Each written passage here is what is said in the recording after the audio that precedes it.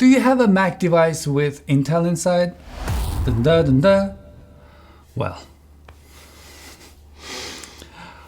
after using this 16-inch M1 Max MacBook Pro for a month for work and for fun, I can easily tell you this. It is time to take that Intel outside. Just get rid of it. If you have a Mac Pro, you can hold on to it a little longer, but anything else, Mac Mini, iMac, MacBook with Intel inside, it needs to go. We will look back at Intel once they go through their 5 stages of grief and come back with products that are up to today's standards. But until then, any product purchased before today is gonna be cheaper than my HDR displays stand in no time. Oh, I'm sorry, I didn't see you there. Were you watching the editing? Yes, this is how I'm editing. Needless to say, I'm using the 16-inch M1 Max MacBook Pro. It is connected to Pro HDR display and also to my iPad. I could have used iPad wirelessly or wired, but for this setup I chose wired. At the same time, I like to mention that I'm really enjoying macOS Monterey a lot. And the feature that I really like is the fact that I can go to my phone and select filming, and on my iMac, on my MacBook Pro, it switches to filming, and that is the best when I do not want to be disturbed while filming. Filming the setup I created for myself is I see nothing. No phone calls, no notifications, no nothing. I'm on my own. Nothing can break my concentration. I turn it off. As you can see, it is turned off. This is such a great macOS. I think it's my favorite. I'm enjoying everything about it. Anyway, back to the video. Here we go.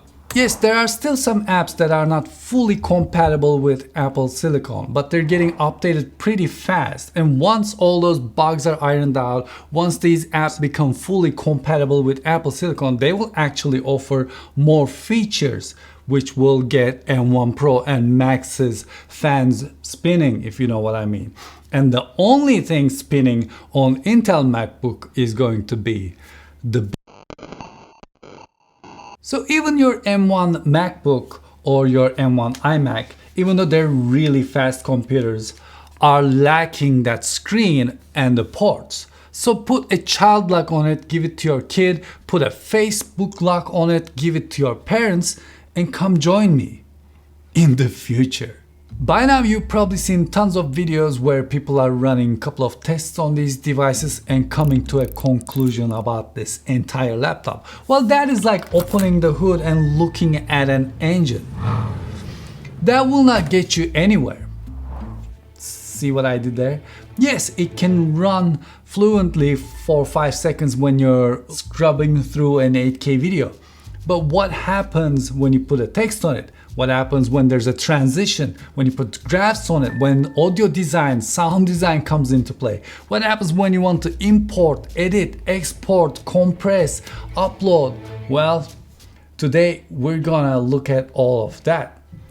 So sit down, grab your favorite snacks, hit that subscribe button, put your feet off the dashboard because we're going for a ride.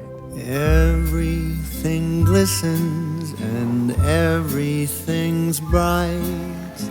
Everyone's happy and spirits are light. I am sitting here thinking, alone with my drink, as I do this time of the year.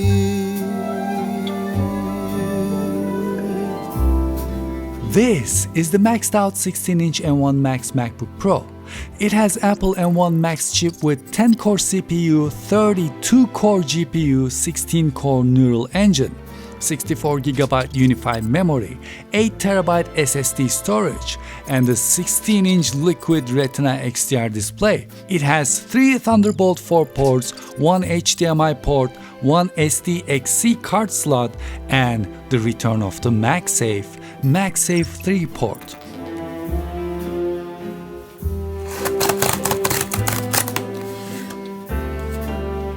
It comes in this nicely designed box. Inside the box we're greeted with the new laptop smell, MacBook Pro itself, braided 2-meter USB-C to MagSafe 3 cable, some papers, some stickers, and the monstrous 140-watt USB-C power adapter with gallium nitride, or GaN, which means even the charger brick is cooler compared to the previous generations.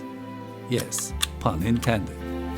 I am sitting here sinking, drink after drink, as I do this time of the year.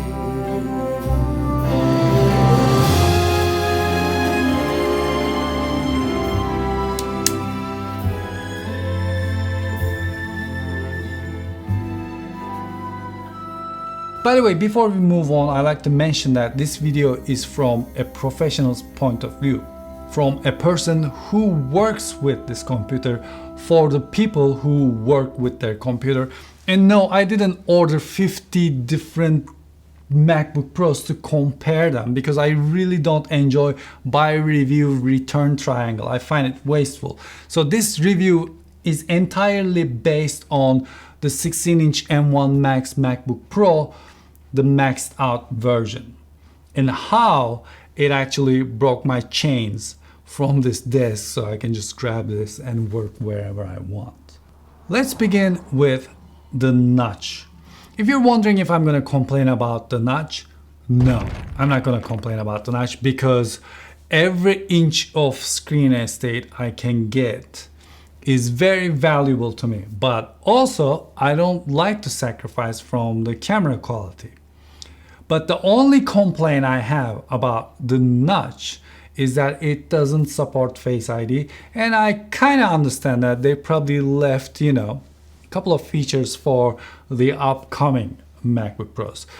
But if the notch is bothering you, I have a solution for you.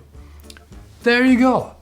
The Prochet Doilies for your notch, and it is only $49.99. If you don't like the notch, I present to you this solution. If you need a bigger one, if you want to put a bigger one, I also have some different sizes. This is $59.99. Delivery $2,049. Now let's take a look at the design. The new MacBook Pro is a little chunkier compared to the previous generation MacBook Pros. And I actually love that. It seems like we're getting away from Jony Ive's strict supermodel diet, and finally we are getting devices that has form and function nicely balanced. The keyboard on this MacBook Pro is really comfortable, as you'd expect. It is really easy to type and write on it. I have zero problems. I really enjoy the distance and everything.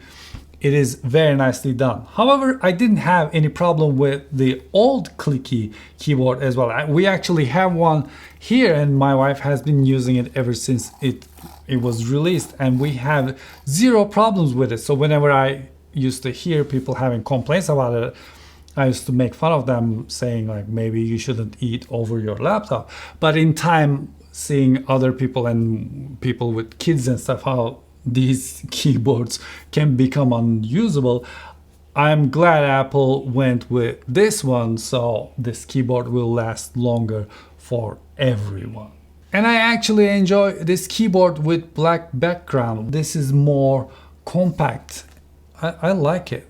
Touch bar. The brand new MacBook Pro does not have the touch bar, which means I can keep on working without looking at the keys.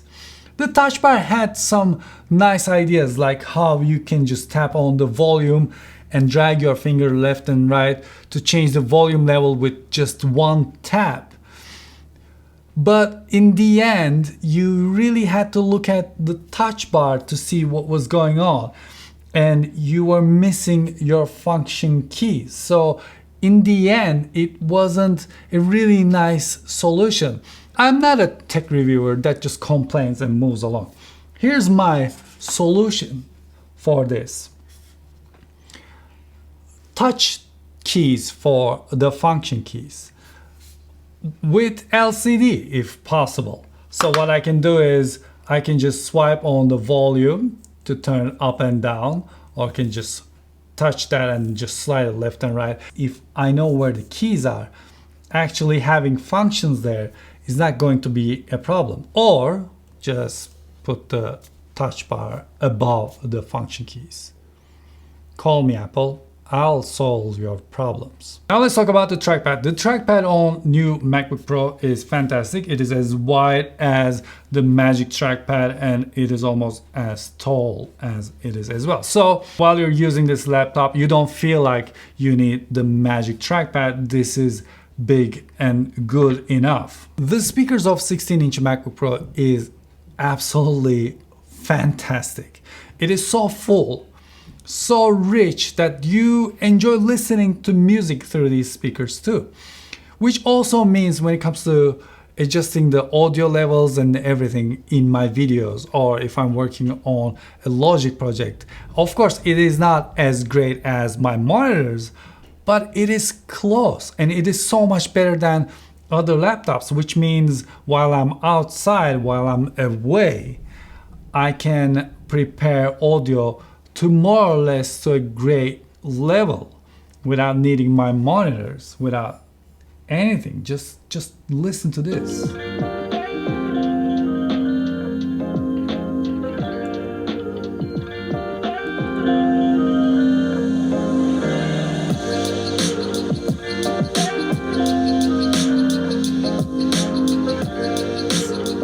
It is ridiculous. The TouchID works as expected, there are no surprises there. You can register up to 3 fingers per account. However, if you have a separate keyboard with TouchID like N1 iMac's keyboard, you cannot use the TouchID on that keyboard with MacBook Pro. Let's talk about ports and let's begin with MagSafe 3. MagSafe 3 is a fantastic addition, very welcomed addition to the Mac Pro. It works great, and we are back with the magnetic charging port. But I was expecting, since this is Apple, a limitation like this MacBook only charges using the MagSafe 3. You cannot use the other ports, or I was expecting this to be, you know, glued to the 140 watt charger, but no, you can unplug this. It's USB-C. You can use the Thunderbolt ports to charge your device. You can even use the 20 watt charger to charge your MacBook through its ports, just like the previous generations, but it still works on this one as well. The UHS 2 memory card reader is fantastic, and it is as fast as my Sony or Pro grade memory card reader.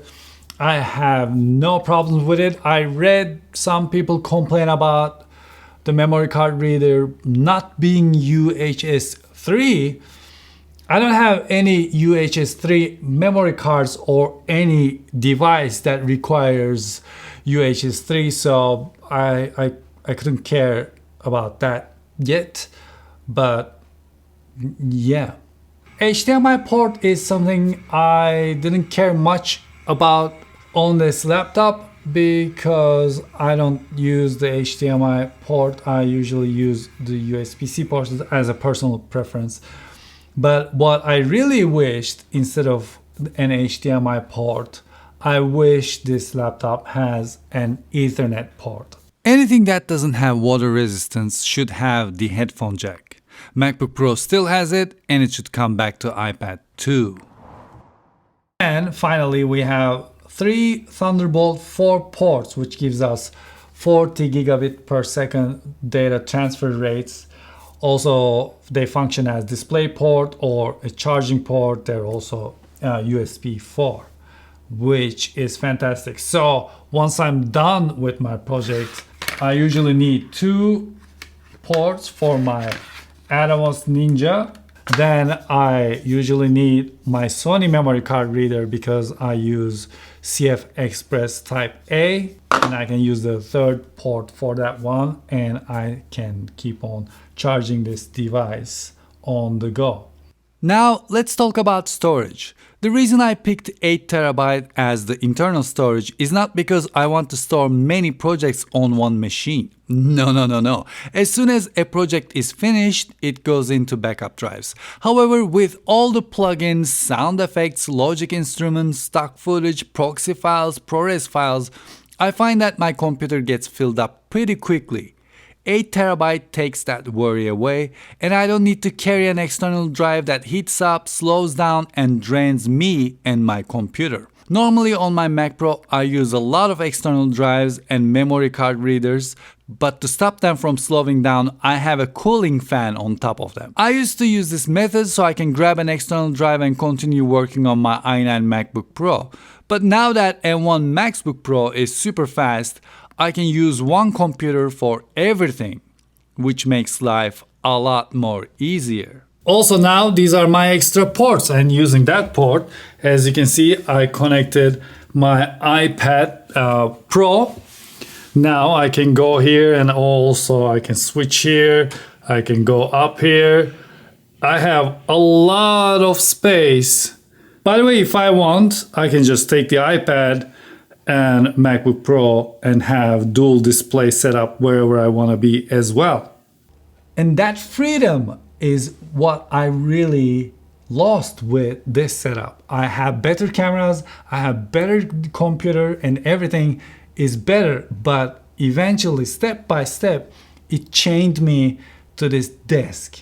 With this one, I can grab this, sit on the couch, lay in the bed, I can be wherever I want and edit the video.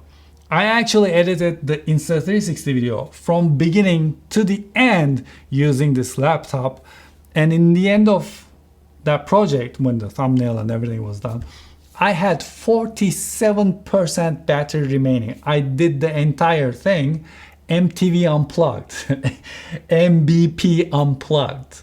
And to me, this is the next level. And one of the things that was bringing me back to the Mac Pro was the screen. The screen supports HDR. Well, this one not only supports HDR, it also supports 120 Hz. We're going to talk about 120 Hz in a minute. When it comes to HDR on full screen brightness, iPad Pro is the brightest. And when it comes to not a full white bright screen, MacBook Pro screen is the brightest. As you can imagine, when you connect the MacBook Pro to Pro XDR display, Pro XDR can display HDR coming from MacBook Pro, but it cannot display 120 Hz. However, iPad Pro as of right now can't display neither 120 Hz nor HDR when it is connected to MacBook Pro as second display. And listen to this, when it comes to observing the local dimming zones, these screens have the local dimming zones. When you're in a really dark situation, let's say you're about to fall asleep and your laptop is on your side and the screen is dimmed down to the minimum. Sometimes the local dimming zones can be observable, so it looks a little interesting in that situation.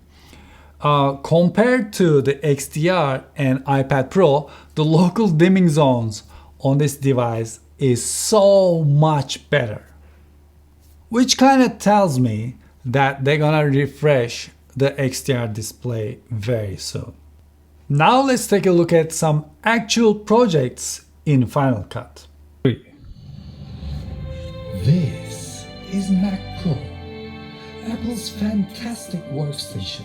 So what's happening here? We're looking at a playback of the same HDR project on 3 different computers, and to be able to tell the frames, I also added a counter on top of the footage. The project is not rendered, there are no proxy files, it is a 4K HLG project, and the app is Final Cut Pro 10. And as you can see, M1 Max Boy is storming through as if nothing is happening. 1, 2, 3. And now let's render this project. And M1 Maximus finishes this task in 2 minutes and 3 seconds. 2 minutes and 5 seconds ahead of the monster Mac Pro.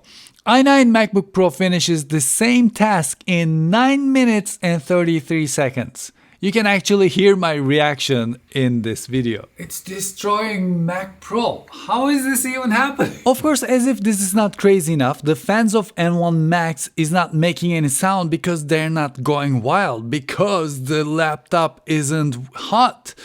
And that is not only impressive, it also means I can do my voiceovers in quiet, like right now, next to my laptop. That is priceless.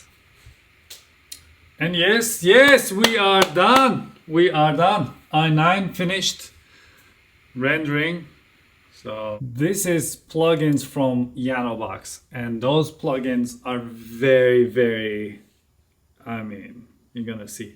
Well, let me finish that sentence for you. Those plugins are extremely processing power hungry. So what's gonna happen here is as the footage starts moving, more and more plugins are going to be placed on top of each other, and it's gonna get a little hectic for the computers. And our counter is set so we can understand what is happening. So here we go. 1, 2, 3.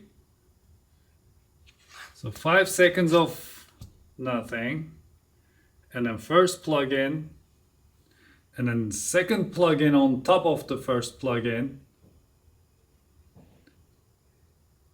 and then third one on top of it.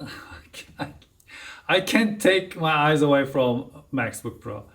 And the fourth one. Oh wow.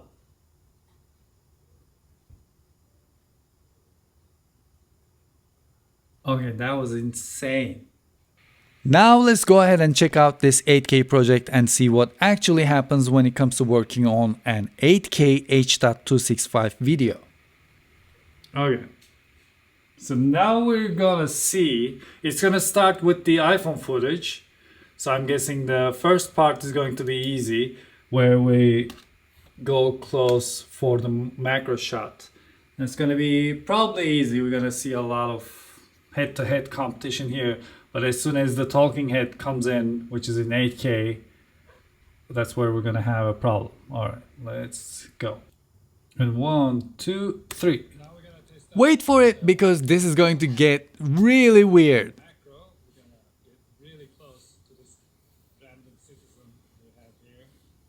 Everything seems to be going fine across all the computers.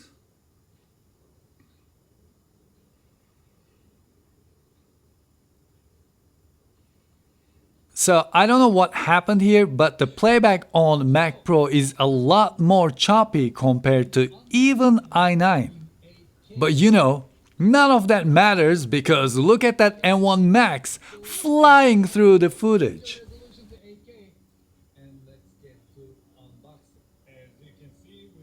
1, 2, 3. Well, then let's export that 11 minute 26 second 8K video to ProRes and see what happens.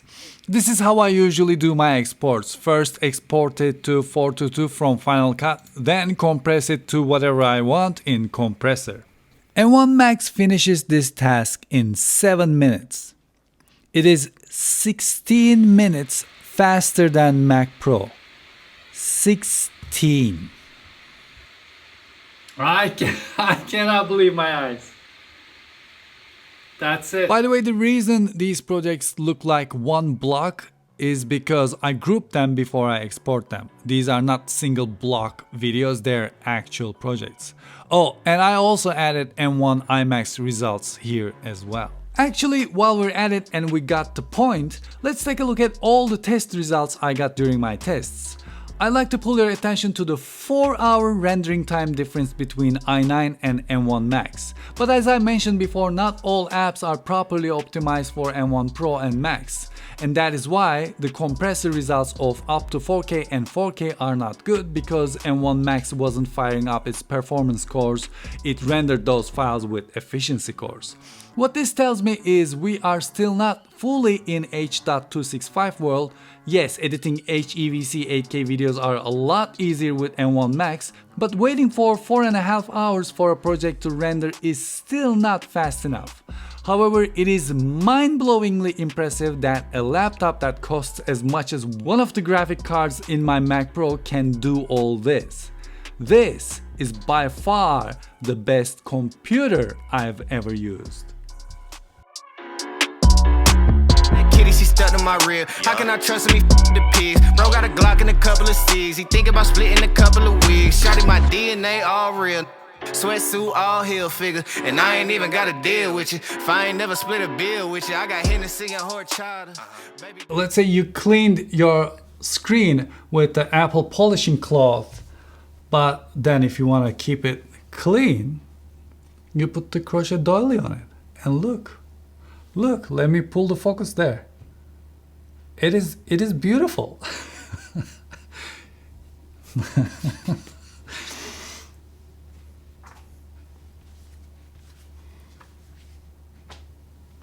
Shut up. Right out of the city. I'm a star and they know I go hard, so I'm kissing them babies and signing them. Go blinging like Chingo.